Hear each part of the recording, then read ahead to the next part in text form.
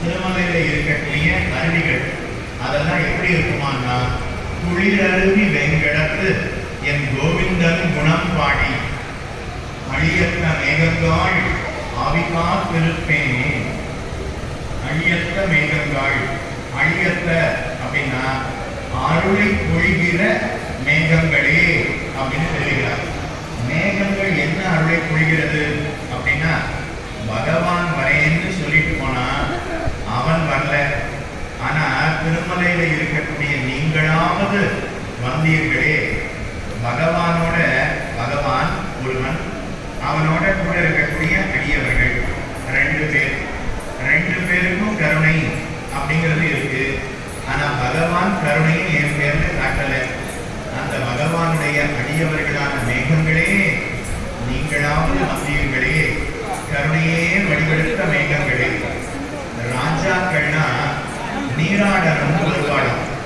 அப்ப ராஜாக்கள் நீராட வர்றதுக்கு முன்னாடி சில பேர் மேகர் அப்படின்னு சில பேர் ஒரு ஜாதியை சேர்ந்தவர்களாம்.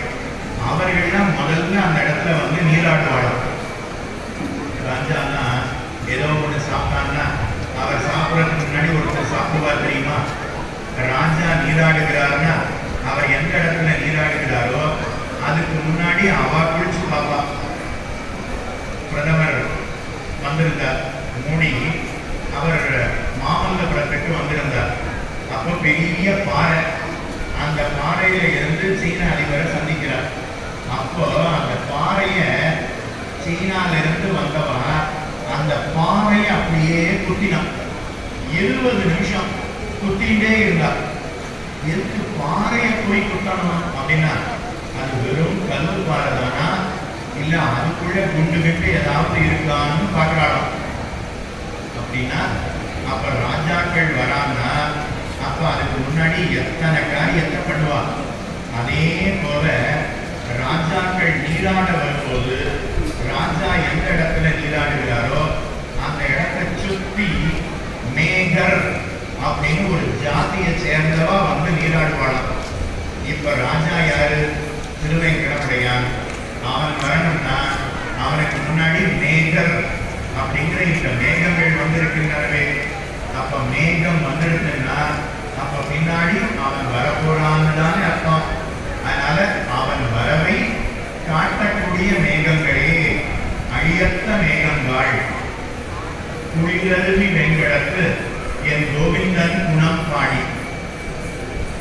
ராமானுஜருடைய ஆச்சாரியர் திருக்கட்சி நம்பி அப்படின்னு ஒரு பெரியவர். திருக்கட்சி நம்பிகள் அப்படின்னு பெயர். அவர் தன்னுடைய ஆச்சாரியனான ஆழவந்தார் யாமுனாச்சாரியரிடத்துல அர்த்தங்களை எல்லாம் அறிந்து கொண்டார். பகவானுக்கு பணிவிடை புரிவதுதான் நம்முடைய தர்மம் அப்படிங்கிறத அவர் தெரிந்து கொண்டார். இப்போ பகவானுக்கு பணிவிடை புரியணும், என்ன கைங்கரியத்தை செய்யலாம் அப்படின்னு யோசித்தார்.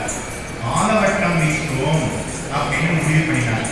நமக்கு வேர்க்கிறது இல்லையா, அதே போல பகவானுக்கும் வேர்க்கும்.